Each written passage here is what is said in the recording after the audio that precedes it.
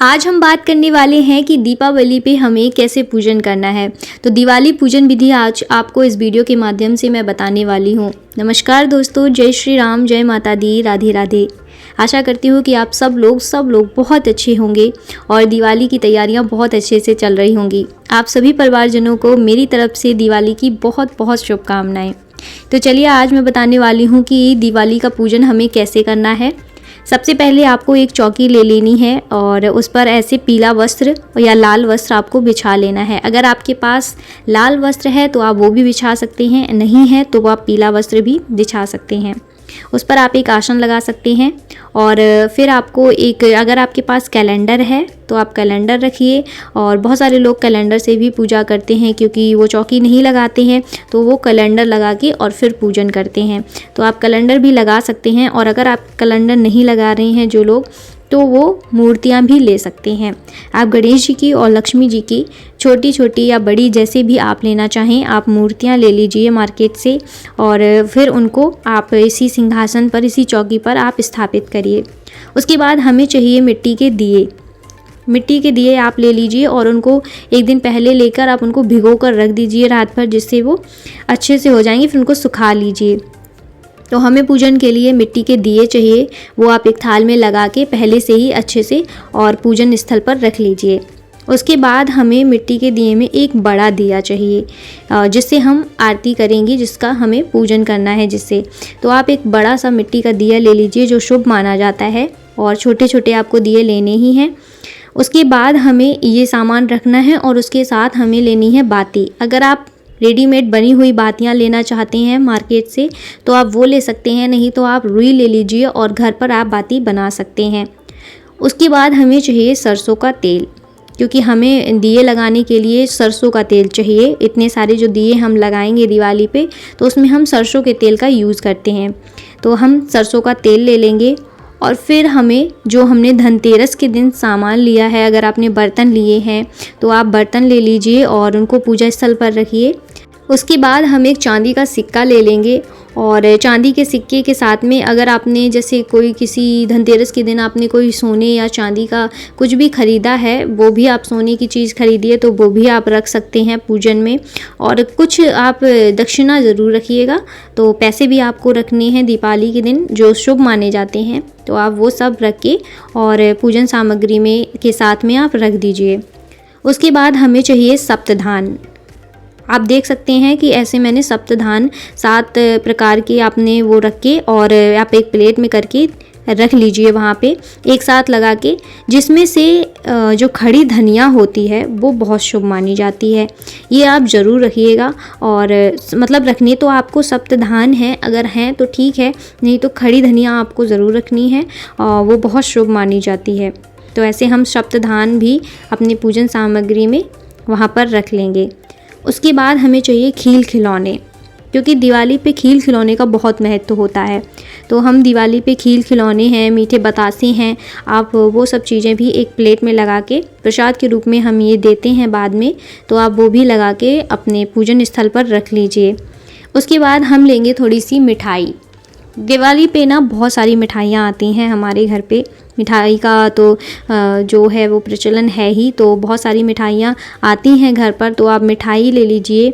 और अगर आप बाहर की मिठाइयाँ भगवान को नहीं अर्पित करना चाहते हैं मार्केट की लाई हुई, तो फिर आप घर पर भी कोई मिठाई बनाकर वो भी आप अर्पित कर सकते हैं।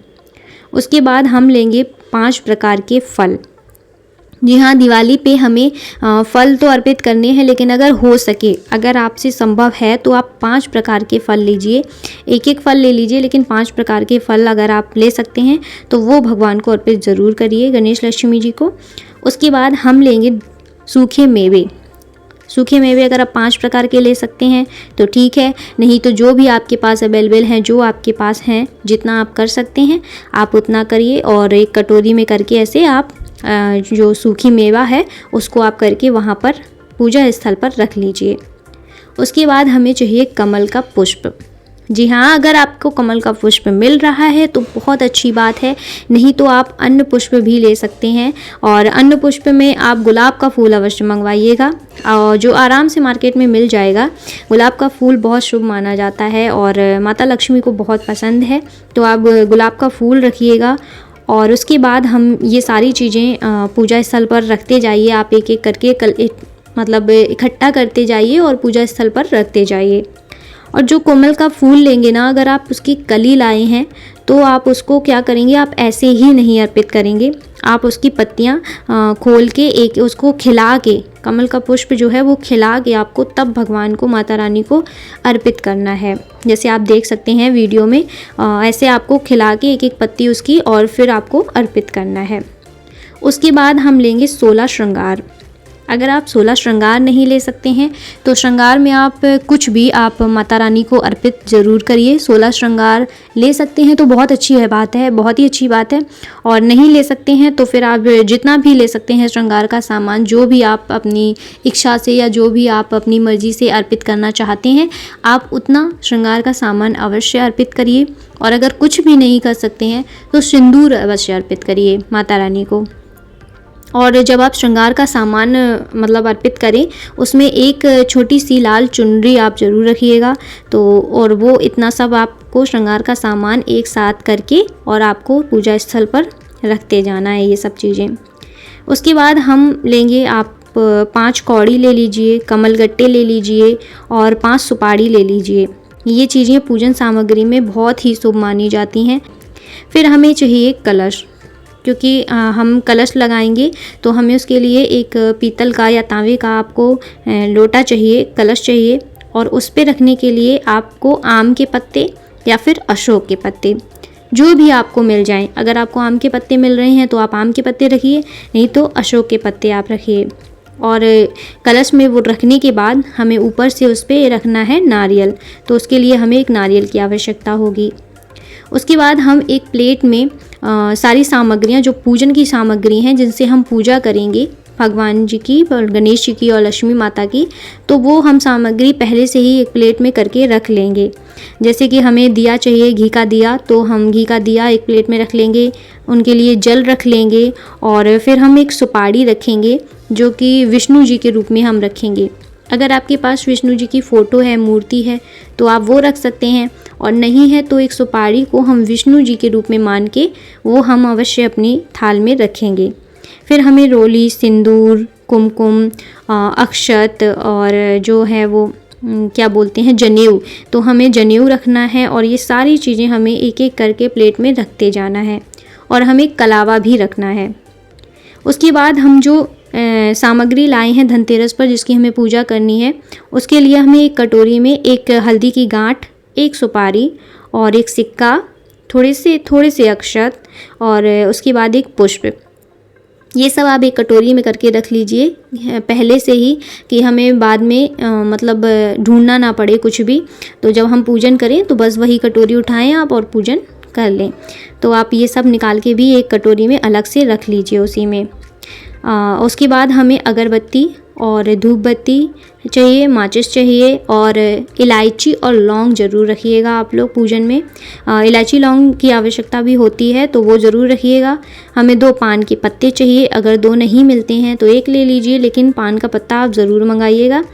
उसके बाद हमें छोटी सी एक झाड़ू की आवश्यकता होगी। झाड़ू, दीपावली के दिन झाड़ू का पूजन करना बहुत ज़रूरी होता है और बहुत ही आवश्यक माना जाता है। तो आप छोटी सी कोई भी जो झाड़ू आपने अगर धनतेरस पर ख़रीदी है तो आप उसका पूजन कर लीजिए, और नहीं ख़रीदी है तो आप मंगा लीजिए और दिवाली के दिन आज उसका पूजन अवश्य करिएगा। उसके बाद जो लोग जॉब करते हैं वो तो ठीक है, नहीं तो जिनका बिजनेस है ना, तो वो लोग दिवाली के दिन बही खातों की पूजा करते हैं। तो बही खाते भी आप अपने पूजन सामग्री के साथ में ही रखिएगा, क्योंकि आपको दिवाली के दिन जब आप पूजन करेंगे माता रानी का, लक्ष्मी माता और गणेश जी का, तो उनके पूजन के साथ साथ आपको बही खाते की भी सेम पूजा करनी है। उनकी भी पूजा होती है वैसे ही, क्योंकि उनसे ही हमें लक्ष्मी माता आती हैं हमारे घर में, तो वो हमारा काम है और उसकी हमें पूजा करनी है। तो ये हमारी कुछ सामग्री है और ये सारी सामग्री आपको एक साथ इकट्ठी करके अपने पूजन स्थल पर पहले ही लगा के रख लेनी है, जिससे हमें बार बार उठना ना पड़े और हम कोई चीज़ भूलें ना और हमें उन चीज़ों की दिक्कत ना हो। और यही सामग्री लिस्ट मैंने अपने चैनल पर ऑलरेडी डाली हुई है। अगर आपने वो वीडियो नहीं देखा है तो जाके आप वो वीडियो भी अवश्य देखिएगा। और आशा करती हूँ कि आपको ये वीडियो अच्छा लगा होगा। अगर आपको ये वीडियो अच्छा लगा है तो चैनल को लाइक करें और शेयर करें अपने प्रियजनों के साथ में। चैनल सब्सक्राइब करें, बेल आइकन दबाना ना भूलें, जिससे आगे आने वाली वीडियो आप तक पहुँच सके। मैं मिलती हूँ इसी के साथ आपसे नेक्स्ट वीडियो में। तब तक के लिए जय श्री राम, जय माता दी, राधे राधे। एंड आप सभी लोगों को दिवाली की बहुत बहुत शुभकामनाएं।